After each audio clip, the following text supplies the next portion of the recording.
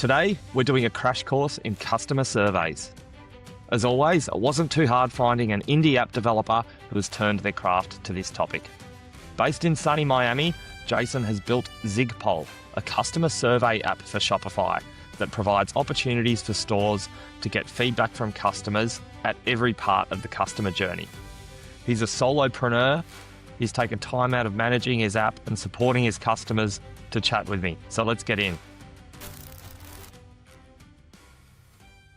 I'm someone who will always close off a survey. I'm probably a terrible target audience. I can't be bothered filling it out. And yeah, I love the feedback that comes from people filling out surveys, but I'm pretty selfish there. So yeah, I'd love you to just tell me why people use your app, why customers engage with it, and how you get beyond people finding them annoying and spammy and conversion killers, I guess. I think that context is everything. I think that's sort of the case with pretty much everything that we do in life. But if you approach the survey at the right time and you ask the right questions at the right time, they don't necessarily feel spammy. You can get a very high engagement rate. Post-purchase is a very common use case.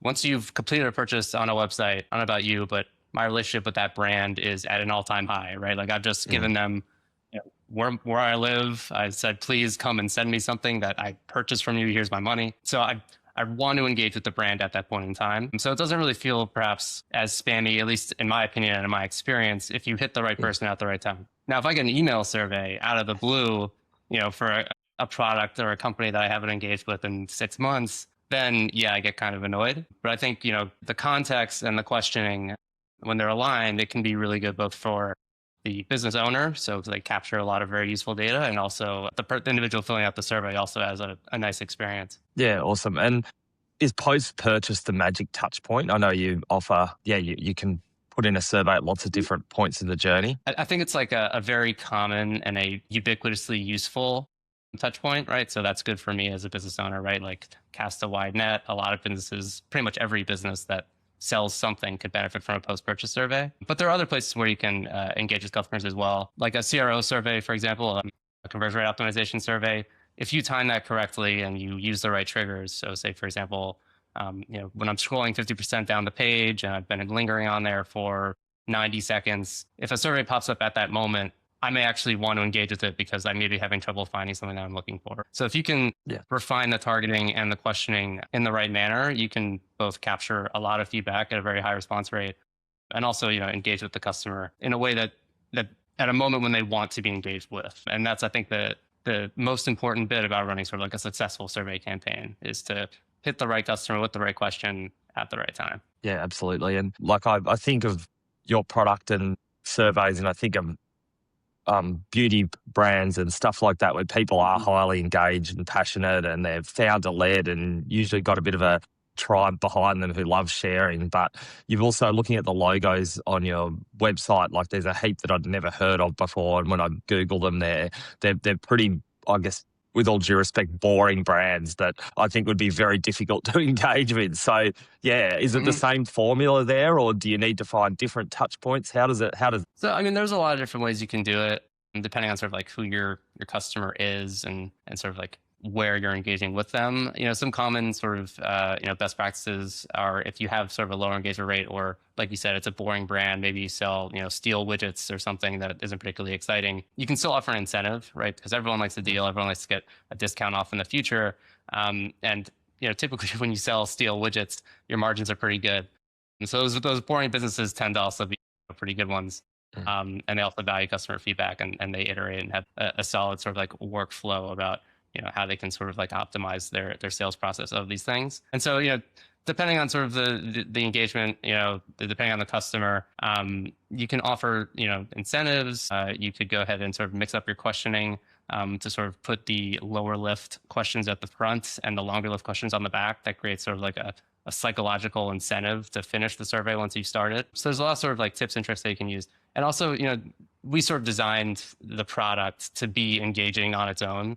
Like surveys are boring. If you get confronted with a form that has 15 inputs on it, you're like, screw this, click. But we designed them to be sort of one question at a time, at most maybe 2 or 3 form inputs. And that also helps sort of get the ball rolling, keep people sort of like engaged so that they do fill out the survey, even in sort of like a less engaging or a less exciting interaction, like if you're buying like a blow dryer or something like that.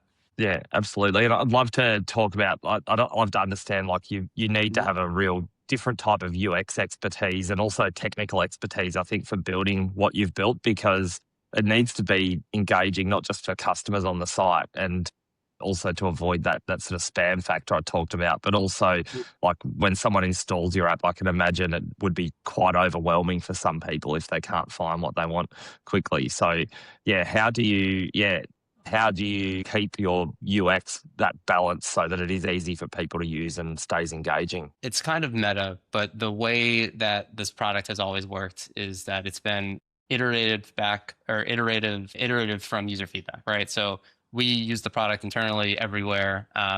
We send out email surveys, we just have upgrade surveys, downgrade surveys, and we collect feedback from our customers within the app. And so that's sort of been our North Star, right? Is we take user feedback, we internalize it, we distill trends, and then we iterate on that feedback to improve sort of, in this case, the backend experience and the survey creation experience. And so, all of the features that you see in there were asked basically directly from a customer at one point in time.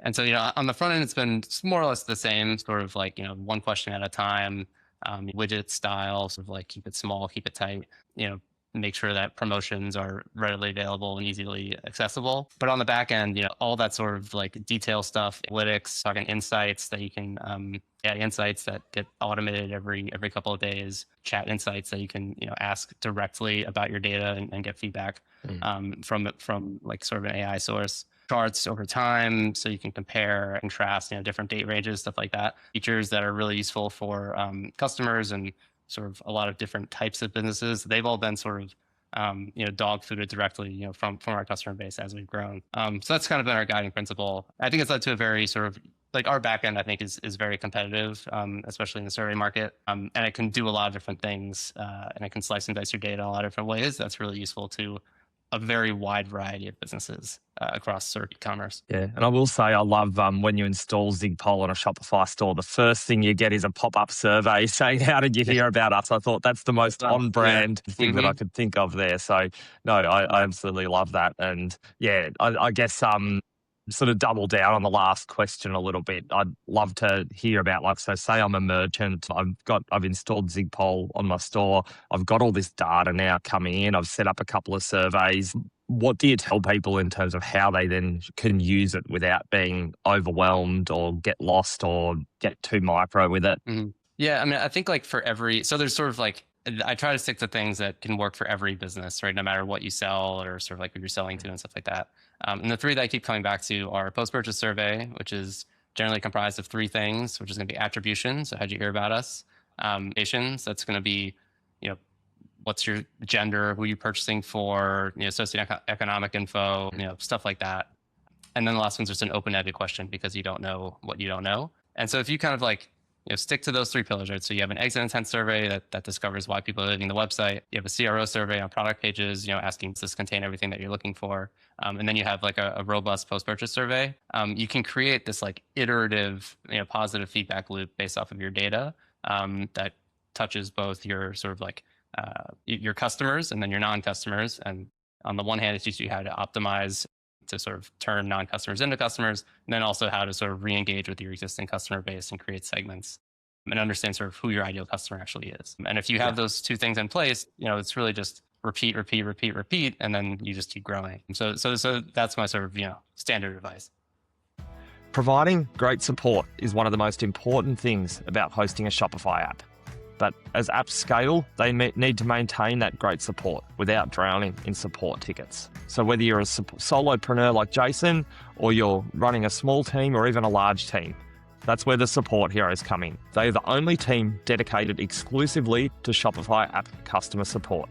With specialized expert help, they've already supported over 100 apps, including some of the apps we've featured on this show. In a world where AI customer support is becoming the norm, having real people on the other end at any time of day who can answer questions and provide a human element to your product is never been more important. Visit thesupportheroes.com today to find out more. In terms of the types of questions, like you've said there, you've got simple tick box questions and then the open-ended. tick box questions that actually gets the best data, or is it about combing through the comment sections? I know you're going to say both. It is both. It's interesting how the two interact. So on the one hand, if there are scenarios where a fixed choice can be very useful, but typically if you know sort of the list of fixed options, it means you kind of know what you're looking for already and you kind of know the answer, right? Like it might be useful if you want to sort of decide, like, I know I'm going to make one product, it's going to be red, green, or blue. Hey guys, pick, right? Like in that case, fixed choice is the best way to do that. Here's these three options, you guys pick it. But in other cases, it's less useful because you want to find out what you don't know, not what you already know. And so for that, open-ended feedback is very valuable. I will also say that with sort of the rise, right, of like AI and LLMs and stuff like that, it's allowed sort of this new method of searching and distilling natural language that wasn't really available before. So like before, open-ended data was useful, but you need to have like an intern go over thousands of responses and come up with trends, and that doesn't make any sense. But now all of a sudden you can do that at scale. So I think open-ended text is very valuable and more valuable today, I think, than it ever has been. But I will say that the fixed choices, even if they're not, the data isn't necessarily as useful as the open-ended part, it's still like pieces to a whole where you kind of almost always want to start with a fixed choice question in order to get your customer engaged and to keep your survey engaging. If you just hit someone with a big open-ended text block, it's unlikely that they're going to submit it unless they're very engaged with your brand. So it's always important to sort of include them, even if you don't necessarily find them as valuable as the open-ended bit. Yeah, absolutely. And that's it. You want to capture people. Like it's better to at least get them to tick a couple of boxes before scaring them off with the comment section.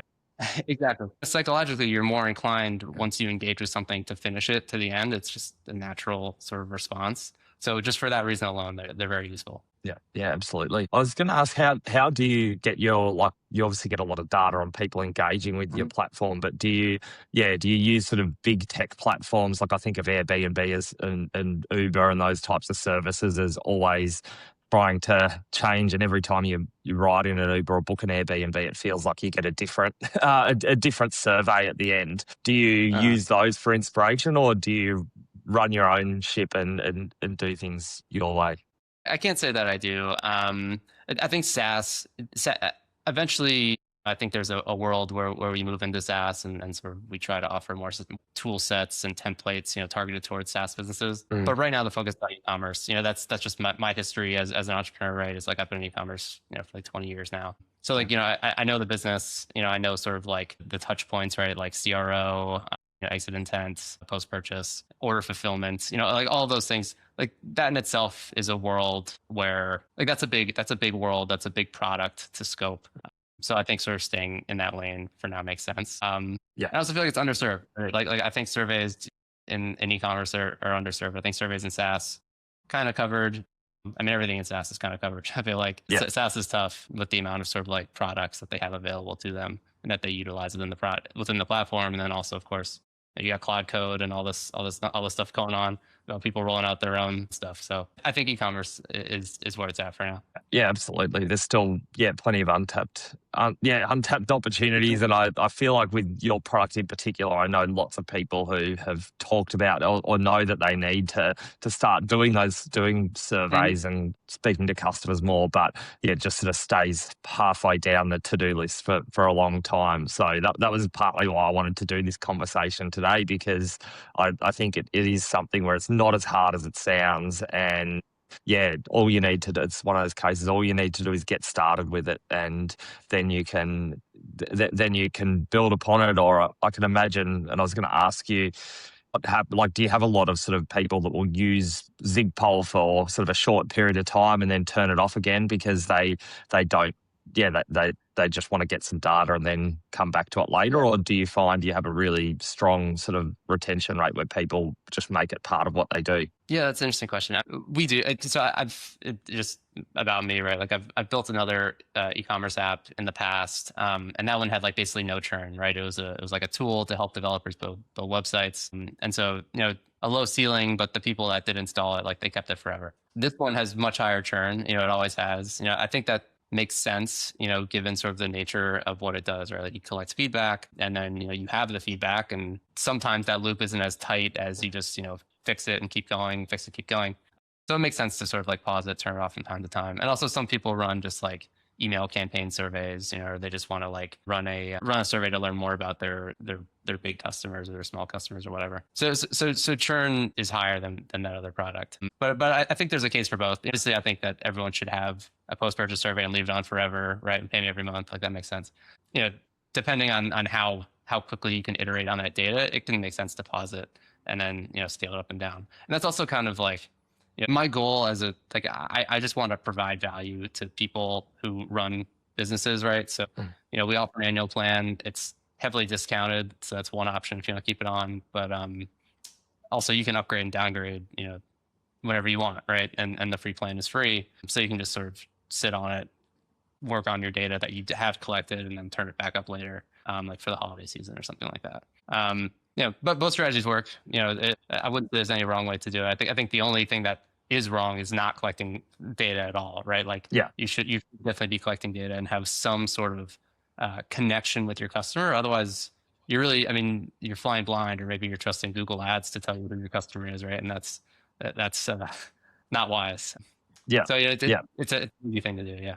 Yeah, the lack of bias is, I think something to be talked very strongly about there. Like, you're not a platform that's incentivized to tell people they should run more ads or send more email campaigns or do whatever they do. And every platform's guilty of it to an extent where, they're going to create analytics that encourage people to use their tool more, aren't they? So, it's I love that independence factor. And I'd love to sort of segue to talking about like what's next in your product. So like I was looking at just sort of like going through your website and seeing like the sort of the onboarding services you do, and like you've got guides for people to move from Typeform to Zigpoll. But I see now there's probably at the other extreme from those really basic survey tools to where you sit in the middle. There's obviously then that conversational element. And I was going to try and go this whole show without using the word AI just because I used it there. But like, how do you evolve as e-commerce becomes more conversational? Yeah.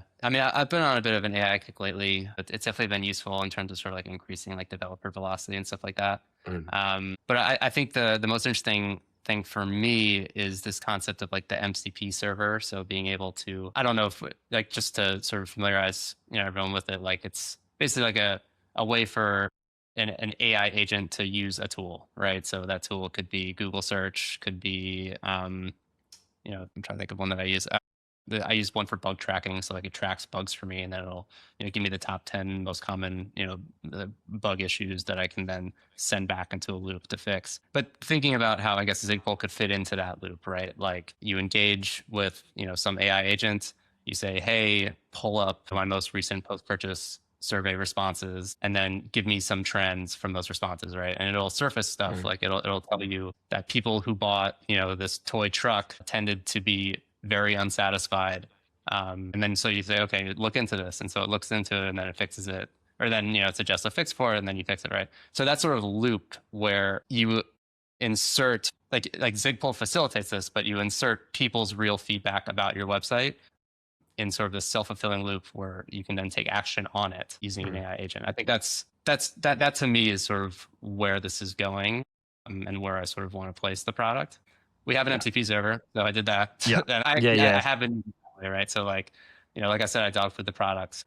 I pull up every week or so, the most recent survey responses. I say, give me the trends from these responses, and it gives me information about, what's missing from my dashboard or what people actually want. And then I can action those items and actually make the changes. Yeah, it'll be interesting to see, like, as more traffic comes from like AI tools and stuff, like it'll come into the surveys. I can imagine, like, what was your experience like with the bot that sent you here today? It's kind of the same as asking the question of how was our customer service staff in the store, but it'll be really interesting to see that, because I can imagine people could potentially start getting traffic from conversations that set them up the wrong way, or if the bots are getting the wrong brand view. I just can only imagine those insights will be so interesting. Yeah, that's funny. Yeah, that's a good point as well, right? That as your referral channel starts to change from just like Google to a conversation you were having with Claude or ChatGPT or something, attribution then changes, because it's not just where did you come from? It's what were you talking about as well. And maybe that's another template we should add, to our templates, right? Is like, what were you talking about with ChatGPT when you got this response? So yeah, it's just crazy. So much is changing so fast. It's kind of annoying, but you better roll with it, I guess. Yeah, well, look, it keeps you busy, and I know you're completely solo. Is that right? You're a team of. And yeah. So it's been a labor of love. Yeah, I've been grinding on this for a long time. I have a developer background, so the thought was to just start building, see how far it gets you, and then sort of figure it out from there. I've just kept building and kept figuring it out from there. And I haven't seen too much of a reason to hire folks, and I was actually getting close. I feel like these last couple months, but then this whole AI revolution thing has sort of freed up a bit more of my time to keep seeing how far we can go. Yeah, absolutely. Well, yeah, look, you should be super proud of Zigpoll and the fact you've been able to get it from the ground up. And I'll certainly give it a 10 out of 10 and would recommend it to my friends. And yeah, tick all the boxes at the top of your surveys about the product you have. So I hope that I hope that other people like me will actually credit to the need to have this type of product on their platform from listening to this, because as I said, I unashamed, or maybe ashamedly, not unashamedly, feel silly that I haven't encouraged more people to be doing post-purchase surveys on their stores, because the value in it is obviously just so high. And no, to share that with us, we're very grateful to have you on the show here. And thanks for being on the Shopify App Show. Yeah, of course, man. Thanks for having me. I'll take any opportunity to spread the gospel about post-purchase surveys in general. So I appreciate the platform. Awesome. Thanks, Jason. All right, brother. Thank you.